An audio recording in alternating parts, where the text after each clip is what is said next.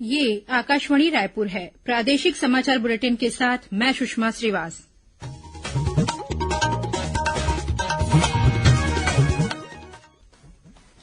और अब पेश है आज के मुख्य समाचार।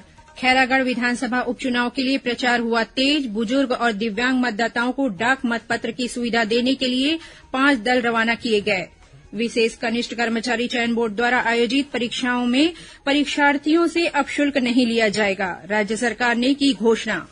प्रदेश के विभिन्न नगरीय निकायों में रिक्त पदों पर होने वाले निर्वाचन के लिए फोटोयुक्त निर्वाचक नामावली तैयार करने की प्रक्रिया आज से शुरू। और मौसम विभाग के अनुसार अगले 24 घंटों के दौरान दक्षिण छत्तीसगढ़ के कुछ स्थानों पर हो सकती है हल्की वर्षा।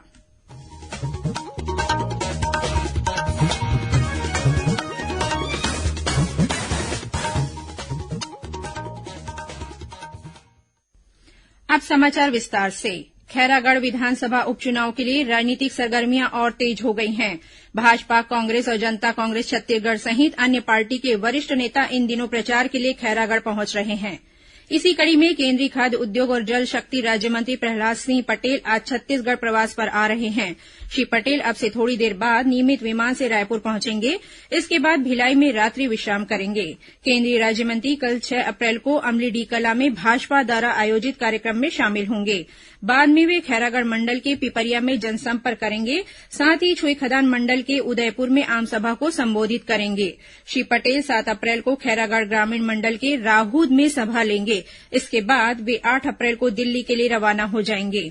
वहीं केंद्रीय इस्पात और ग्रामीण विकास राज्य मंत्री फग्गन सिंह कुलस्ते भी कल छत्तीसगढ़ दौरे पर आ रहे हैं। इस दौरान श्री कुलस्ते भाजपा के स्थापना दिवस पर रायपुर के कुशाभाऊ ठाकरे परिसर में आयोजित कार्यक्रम में शामिल होंगे। इसके अलावा केंद्रीय राज्य मंत्री खैरागढ़ विधानसभा में जनसंपर्क भी करेंगे। इस दौरान वे चोभर, रामपुर, सालेवारा और मोहगांव में भाजपा प्रत्याशी के पक्ष में चुनाव प्रचार करेंगे। इस बीच मुख्यमंत्री डॉक्टर रमन सिंह ने खैरागढ़ विधानसभा में प्रचार प्रसार के दौरान कहा कि भाजपा ने बीते वर्षों में जो विकास कार्य किया है वो पिछले 50 सालों में किसी पार्टी ने नहीं किया। वहीं मुख्यमंत्री भूपेश बघेल ने गंडई में आयोजित सभा को संबोधित करते हुए कहा कि राज्य सरकार प्रत्येक क्षेत्र के विकास के लिए प्रतिबद्ध है। श्री बघेल ने कहा कि यदि इस उपचुनाव में कांग्रेस प्रत्याशी जीती तो खैरागढ़ को नया जिला बनाया जाएगा। इस बीच खैरागढ़ विधानसभा उपचुनाव के लिए राजनांदगांव से डाक मतपत्र लेकर 5 दल रवाना हो गए हैं। मतदान दल में 2 मतदान अधिकारी, 1 माइक्रो ऑब्जर्वर और 1 वीडियोग्राफर के साथ 1 पुलिसकर्मी शामिल है। गौरतलब है कि 80 वर्ष से अधिक उम्र के बुजुर्ग और दिव्यांग मतदाताओं के लिए डाक मतपत्र की सुविधा दी गई है। राज्य सरकार ने विशिष्ट कनिष्ठ कर्मचारी चयन बोर्ड द्वारा आयोजित परीक्षा में परीक्षार्थियों से शुल्क नहीं लेने की घोषणा की है। गौरतलब है कि मुख्यमंत्री भूपेश बघेल द्वारा विधानसभा में पेश किए गए बजट में पीएससी और व्यापम की परीक्षाओं में शुल्क नहीं लेने की घोषणा की गई थी। इसी क्रम में अब विशेष कनिष्ठ कर्मचारी चयन बोर्ड द्वारा आयोजित परीक्षा में शुल्क नहीं लिए जाने की घोषणा की गई है। उल्लेखनीय है कि बस्तर और सरगुजा में विशेष कर्मचारी चयन बोर्ड द्वारा तृतीय और चतुर्थ श्रेणी पद के लिए परीक्षा आयोजित की जाती है। राज्य सरकार ने छत्तीसगढ़ में संचालित किए जा रहे निजी स्कूलों द्वारा ली जा रही फीस पर निगरानी के लिए सभी कलेक्टरों को जिला स्तरीय फीस विनिमय समितियों का गठन करने के साथ ही छत्तीसगढ़ अशासकीय विद्यालय फीस विनिमय अधिनियम 2020 के प्रावधानों का पालन सुनिश्चित करने के निर्देश दिए हैं। स्कूल शिक्षा विभाग के प्रमुख सचिव डॉक्टर आलोक शुक्ला ने कलेक्टरों से कहा है कि वे अपने जिले के सभी निजी स्कूलों से फीस के संबंध में जानकारी प्राप्त करें। उन्होंने मनमानी फीस लेने वाले निजी विद्यालयों पर कार्रवाई करने को भी कहा है। डॉक्टर शुक्ला ने कहा कि विद्यालय फीस समिति द्वारा एक बार में अधिकतम 8% फीस की वृद्धि की जा सकती है। इससे अधिक फीस की वृद्धि करने के लिए विद्यालय को जिला फीस समिति के समक्ष प्रस्ताव प्रस्तुत करना होगा। प्रदेश के विभिन्न नगरीय निकायों में रिक्त पदों पर होने वाले निर्वाचन के लिए फोटोयुक्त निर्वाचक नामावली तैयार करने की प्रक्रिया आज से शुरू हो गई है। निर्वाचक नामावली का प्रारंभिक प्रकाशन के साथ दावा और आपत्ति प्राप्त करने की कार्यवाही 29 अप्रैल से शुरू होकर 7 मई तक चलेगी। निर्वाचक नामावली का अंतिम प्रकाशन 25 मई को किया जाएगा। सलवा जुडुम के दौरान छत्तीसगढ़ के बस्तर अंचल से विस्थापित होकर तेलंगाना और आंध्रप्रदेश गए लोगों के पुनर्वास के लिए विभिन्न राज्यों से समन्वय स्थापित करने के लिए बस्तर संभाग के आयुक्त को नोडल अधिकारी नियुक्त किया गया है। राज्य सरकार द्वारा जारी निर्देश में कहा गया है कि नोडल अधिकारी परंपरागत वन निवासी संशोधन नियम 2012 के प्रावधान के अनुसार पुनर्वास की कार्यवाही के लिए समन्वय स्थापित करेंगे।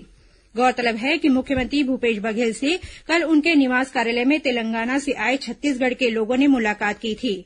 इस दौरान मुख्यमंत्री ने छत्तीसगढ़ वापस आने के इच्छुक लोगों को जमीन देने के साथ उन्हें राशन दुकान, स्कूल, रोजगार सहित मूलभूत सुविधाएं उपलब्ध कराए जाने की बात कही थी।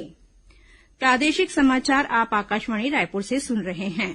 छत्तीसगढ़ की खबरों से है आपका वास्ता और खबरों की विश्वसनीयता से है हमारा वास्ता। आकाशवाणी समाचार रायपुर के प्रादेशिक समाचार बुलेटिन के साथ ही हमारे समसामयिक कार्यक्रम आप रेडियो के अलावा अपने मोबाइल पर भी सुन सकते हैं। आकाशवाणी समाचार फेसबुक, ट्विटर और यूट्यूब पर भी उपलब्ध है। हमारा Facebook page Chhattisgarh news on AIR, Twitter handle CGAIR news और हमारा यूट्यूब चैनल है छत्तीसगढ़ AIR न्यूज। तो अब रेडियो के साथ ही आपके मोबाइल के जरिए भी हम पहुंच रहे हैं आप तक। छत्तीसगढ़ की हर खबर के लिए सुनते रहिए आकाशवाणी समाचार। और अब आगे बढ़ते हैं बाकी के समाचारों की ओर। जांजगीर चांपा जिले के सिवरीनारायण में 8 अप्रैल से राज्य स्तरीय मानस गायन प्रतियोगिता का आयोजन किया जाएगा। 3 दिवसीय इस प्रतियोगिता के दौरान देश प्रदेश के प्रतिष्ठित कलाकार अपनी प्रस्तुति देंगे। प्रतियोगिता में 25 जिलों की चुनी हुई मानस मंडलियों के लगभग 350 प्रतिभागी शामिल होंगे। प्रतियोगिता में पहले 3 स्थान पर आने वाली रामायण मंडलियों को पुरस्कृत किया जाएगा। पहला पुरस्कार 5 लाख रुपए, द्वितीय पुरस्कार 3 लाख रुपए और तीसरे पुरस्कार के रूप में 2 लाख रुपए विजेताओं को दिए जाएंगे। 10 अप्रैल को प्रतियोगिता के समापन अवसर पर मुख्यमंत्री भूपेश बघेल भी शामिल होंगे। इस दौरान मुख्यमंत्री राम वनगमन पर्यटन परिपथ के विभिन्न कार्यों का लोकार्पण करेंगे। गौरतलब है कि राज्य सरकार द्वारा राम वनगमन पथ से जुड़े ऐतिहासिक, पुरातात्विक और धार्मिक महत्व के स्थलों को सुव्यवस्थित तथा पर्यटन की दृष्टि से विकसित करने के लिए राम वनगमन परिपथ परियोजना तैयार की गई है। इसके तहत प्रथम चरण में 75 स्थानों का चिन्हांकन कर 9 प्रमुख स्थलों को विकसित किया जा रहा है। IPL क्रिकेट मैच की शुरूआत के साथ ही प्रदेश की पुलिस ने सट्टा खिलाने वालों पर कार्रवाई तेज कर दी है। मिली जानकारी के अनुसार बीते 48 घंटों के दौरान सट्टा खिलाने के आरोप में 96 लोगों को गिरफ्तार किया गया है। इनके पास से पुलिस ने 10 लाख रुपए से अधिक की राशि जब्त की है।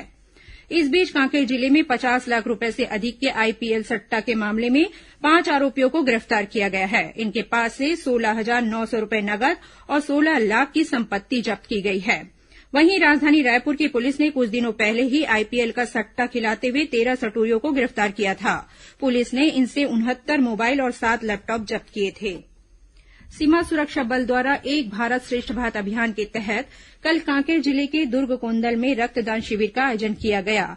इस दौरान 65 लोगों ने रक्तदान किया। यह रक्तदान शिविर BSF की 167वीं वाहिनी द्वारा आयोजित किया गया था। वहीं नारायणपुर जिले के कुरुशनार में सिविक एक्शन कार्यक्रम के तहत जन समस्या निवारण शिविर का आयोजन किया गया।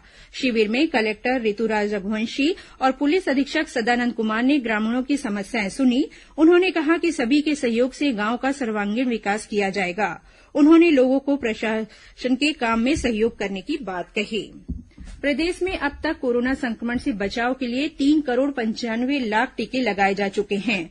18 वर्ष से अधिक के 86% और 15 से 18 वर्ष के 48% आबादी को कोरोना वैक्सीन के दोनों टीके लगाए जा चुके हैं। प्रदेश में अब तक 1 करोड़ 76 लाख 37 हजार से अधिक लोग कोरोना रोधी टीके की दोनों खुराक ले चुके हैं। इधर प्रदेश में कोरोना मरीजों के स्वस्थ होने की दर बढ़ रही है, साथ ही नए मरीज मिलने की दर लगातार घट रही है। प्रदेश में कल मात्र 12 नए कोरोना संक्रमित मरीजों की पहचान की गई।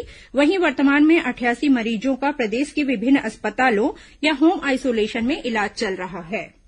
और अब पेश है मौसम का हाल। मौसम विभाग के अनुसार राज्य के दक्षिणी भाग में उत्तरी और दक्षिणी हवा का संगम हो रहा है। इसके कारण अगले 24 घंटों के दौरान दक्षिण छत्तीसगढ़ के कुछ स्थानों पर हल्की वर्षा होने या गरज चमक के साथ छींटे पड़ने की संभावना है। मिली जानकारी के अनुसार जगदलपुर में आज शाम मौसम ने करवट बदली और गरज चमक के साथ बारिश हुई है। अब कुछ अन्य खबरें संक्षिप्त में। राज्य शासन ने दुर्ग जिले में ग्राम पंचायत अमलेश्वर को अब नगर पंचायत का दर्जा दे दिया है। इस संबंध में अधिसूचना जारी कर दी गई है। राजीव गांधी किसान न्याय योजना के तहत प्रदेश के 20 लाख किसानों के बैंक खातों में चौथी किश्त की राशि जमा कर दी गई है। इसके तहत 1024 करोड़ 61 लाख रुपए का भुगतान किया गया है। दुर्ग के हेमचंद यादव विश्वविद्यालय की वार्षिक स्नातकोत्तर परीक्षा के प्रश्न पत्र अब सुबह 7 बजे से उपलब्ध होंगे। छात्रों को प्रश्न पत्र हल करने दोपहर 12 बजे से 3 बजे तक उत्तर पुस्तिका जमा करनी होगी। जांजगीर चांपा जिले के जयजयपुर में 7 अप्रैल को जिला रोजगार कार्यालय द्वारा पंजीयन और मार्गदर्शन शिविर का आयोजन किया जाएगा। सरगुजा जिले की पुलिस ने बीते 2 सालों में हुई चोरी की 40 से अधिक घटनाओं के आरोपियों को पकड़ने में सफलता हासिल की है। इनके पास से 30 लाख रूपये से अधिक का चोरी का सामान जब्त किया गया है। महासमुंद जिले में भाजपा किसान मोर्चा ने ग्रामीण क्षेत्र में कम वोल्टेज और बिजली कटौती के विरोध में 1 दिवसीय धरना दिया। दुर्ग जिले में महादेव आईडी मामले में वरिष्ठ पुलिस अधीक्षक ने 15 पुलिसकर्मियों को लाइन अटैच किया है। रायगढ़ जिले में तहसील कार्यालय में हुई कथित मारपीट की घटना के बाद जिले के अधिवक्ताओं का आंदोलन जारी है। हाल ही में अधिवक्ताओं ने क्रमिक भूख हड़ताल की घोषणा की है। और अंबिकापुर के लखनपुर क्षेत्र के लोटाढोड़ी गांव में हाथियों ने 6 घर क्षतिग्रस्त कर दिए, साथ ही अनाज को भी नुकसान पहुंचाया है। अंत में मुख्य समाचार एक बार फिर। खैरागढ़ विधानसभा उपचुनाव के लिए प्रचार प्रसार हुआ तेज। बुजुर्ग और दिव्यांग मतदाताओं को डाक मतपत्र की सुविधा देने के लिए 5 दल रवाना किए गए। विशेष कनिष्ठ कर्मचारी चयन बोर्ड द्वारा आयोजित परीक्षाओं में परीक्षार्थियों से अब शुल्क नहीं लिया जाएगा, राज्य सरकार ने की घोषणा। प्रदेश के विभिन्न नगरीय निकायों में रिक्त पदों पर होने वाली निर्वाचन के लिए फोटो युक्त निर्वाचक नामावली तैयार करने की प्रक्रिया आज से शुरू। और मौसम विभाग के अनुसार अगले 24 घंटों के दौरान दक्षिण छत्तीसगढ़ के कुछ स्थानों पर हो सकती है हल्की वर्षा। इसी के साथ प्रादेशिक समाचार बुलेटिन समाप्त हुआ। नमस्कार।